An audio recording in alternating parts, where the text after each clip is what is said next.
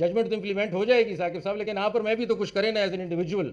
You کے سب کی cost ہے، اس سارے وائلنس کی، سب کانفلکٹ کی کاسٹ ہے، اکنامک کاسٹ ہے، وہ بڑھے گی، آپ کا ملک اور پیچھے جائے گا. برین ڈرین ہوگی، لوگ یہاں سے چلے جائیں گے، وہ کہیں گے بہت زیادہ فساد ہے یہاں، بہت کانفلکٹ ہے یہاں سے، ہم جاتے ہیں کسی اور ملک چلے آتے ہیں. تو برین ڈرین آپ کی ہونے لگ جائے گی. آپ ڈیولپمنٹ اور انوویشن کو روک رہے ہیں کیونکہ آپ لڑائی کر رہے ہیں ہر وقت، آپ تو لڑتے ہیں سارا دن. تو کیا انوویشن ہوگی اور کیا قسم کی ڈیولپمنٹ ہوگی؟ ہم دیکھ رہے ہیں ایک ججمنٹ چلی جا رہی ہے اور بڑے عرصے سے امپلیمنٹ نہیں ہو رہی. تو ایسا نہیں ہوگا انشاءاللہ. اس ججمنٹ کو بھی ہم دیکھیں گے. And I assure you, as far as within my powers, I'll make sure that this judgment is implemented in letter and spirit. تو کافی ہمیں شو کرتی ہے کہ ہمارے ہاں حالات ٹھیک نہیں ہیں، اور ہماری رپورٹس جو ہماری کنٹری کے بارے میں بن رہی ہیں وہ کوئی اچھی نہیں آ رہی. کیا پاکستان میں بیٹھے ہیں تو آپ کے اتنے ہی حقوق ہیں جتنے میرے ہیں آئین کے مطابق، آپ کے بھی وہی فنڈامنٹل رائٹس ہیں جو میرے فنڈامنٹل رائٹس ہیں. السلام علیکم ناظرین اکرام، آپ کو مکمل ویڈیو دکھاتے ہیں. آج جسٹس منصور علی شاہ نے طاقتوروں کے اوسان خطا کر دیے. جسٹس منصور علی شاہ نے کہا کہ ہمارے ملک میں برداشت ختم ہوتی جا رہی ہے، جس سے لوگوں کے حوصلے بھی پست ہو رہے ہیں. آج آپ دیکھیں ملک کن حالاتوں سے گزر رہا ہے. ملک کے اندر کوئی بھی کاروبار نہیں کر سکتا. ملک کے جو حالات ہیں وہ آپ کے سامنے. جسٹس منصور علی شاہ نے واضح پیغام دے دیا اور کہا کہ اگر اب ایسا ہوا تو برداشت نہیں کیا جائے گا. آپ ویڈیو دیکھیے پھر اس پر بات کرتے ہیں. ڈیوٹی ہے اور اس کے سیویئر کانسیکوینسز ہیں اگر آپ امپلیمنٹ نہیں کریں گے. یہ میں اس لیے واضح کرنا چاہتا ہوں اس آڈینس کو کہ اس جگہ ہم دیکھ رہے ہیں ایک ججمنٹ چلی جا رہی ہے اور بڑے عرصے سے امپلیمنٹ نہیں ہو رہی. تو ایسا نہیں ہوگا انشاءاللہ. اس ججمنٹ کو بھی ہم دیکھیں گے. And I assure you, as far as within my powers, I'll make sure that this judgment is implemented in letter and spirit, and we take it to its final conclusion.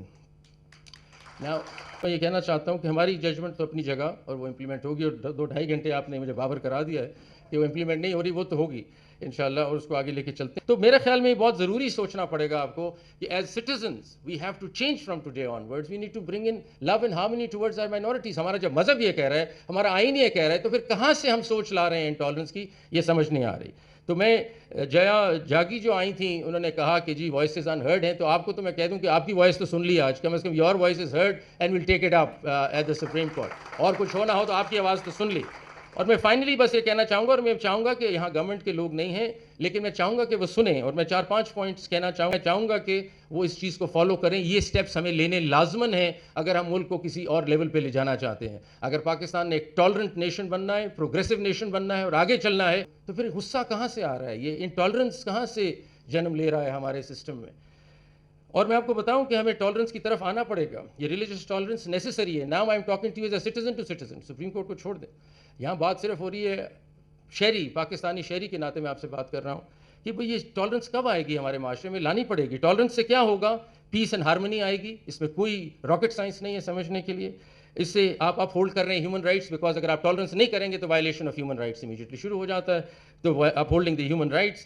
پھر دوسری بات کیا ہے؟ جیسے ہی آپ ہارمنی کی طرف چلتے ہیں، انٹرفیتھ ہارمنی کی طرف جاتے ہیں، تو ڈائیورسٹی اور انکلوسیوٹی ہوتی ہے. ہم مختلف لوگوں سے بات کر رہے ہیں، ہم ان کے ویو پوائنٹس لے رہے ہیں، ہماری سمجھ اور ہماری ورلڈ ویو چینج ہو رہا ہے. وہ بہت بہتر چیز ہے. ہماری میوچل انڈرسٹینڈنگ بڑھ رہی ہے، ہماری اکنامکس بڑھ رہی ہے، ہماری نوکریوں میں لوگ آئیں گے، یہ ڈائیورسٹی لائیں گے، امپروو کریں گے اکانومی کو، بزنس کو، ٹریڈ کو. یہ ساری چیزیں گروتھ اور لرننگ کی طرف لے جائیں گی، ڈیولپمنٹ کی طرف لے جائیں گی. تو اس لیے اس میں سوچنے کی دو آراء نہیں ہے اس میں کہ ہمیں ہارمنی لانی پڑے گی، پیار محبت سے باقی مائنورٹیز کے ساتھ چلنا پڑے گا اور ان کو اپنے ساتھ لا کے نیشنل ڈیولپمنٹ کی طرف چلنا ہے، نہ کہ ان کو کسی طرح ہم دور کریں اپنے سے. اور ریورس میں جب آپ ریلیجس انٹالرنس آ جائے اگر، تو پھر کیا نقصانات ہیں؟ ایک دم کانفلکٹ اور وائلنس شروع ہو جائے گا معاشرے میں، جو آپ نظر آ رہا ہے، آپ کو دیکھ رہے ہیں. The moment you bring in religious intolerance you will have conflict and violence in the society.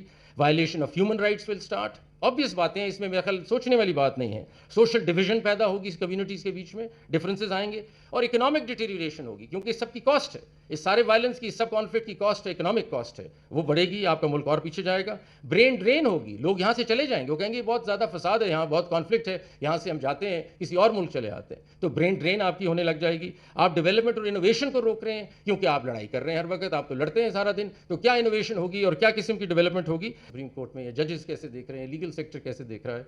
تو ہم دیکھتے ہیں کہ ہمارے پاس 96.3% مسلمان ہیں پاکستان میں، اور ہندوز 1.6% ہیں، کرسچنز 1.6% ہیں، اور باقی جو لگا لیں، اگر سکھس ہیں برادرز ہمارے، بدھسٹ اور باقی جو لوگ ملا کے 1% سے بھی کم ہیں. اتنی ان کی مقدار ہے. میں کلیئر یہ کرنا چاہتا ہوں کہ مائنورٹی جو ہے وہ ایک صرف نمبر کی بات ہے اور اس سے زیادہ کچھ نہیں ہے. کم ہیں لوگ, ہم زیادہ ہیں مسلمان, اس سے زیادہ آئین میں اور کوئی فرق نہیں ہے. آئین میں سارے رائٹس آپ کے وہ ہیں فنڈامنٹل جو میرے ہیں. تو اس لیے آپ یہ ریلیکس کریں اور ریسٹ ایشور کریں کہ آپ پاکستان میں بیٹھیں تو آپ کے اتنے ہی حقوق ہیں جتنے میرے ہیں آئین کے مطابق. آپ کے بھی وہی فنڈامنٹل رائٹس ہیں جو میرے فنڈامنٹل رائٹس ہیں, اور مائنورٹی ایک صرف نمبر کا نام ہے, اس سے آگے زیادہ نہیں ہے. ہماری رپورٹس جو ہماری کنٹری کے بارے میں بن رہی ہیں وہ کوئی اچھی نہیں آ رہی.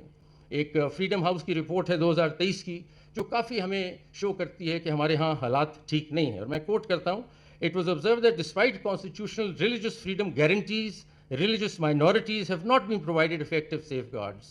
ہمیں جو ہمارے حالات ہیں ملک کے ٹھیک نہیں ہیں اور جس کو بہتر کرنا ہے ہم کو.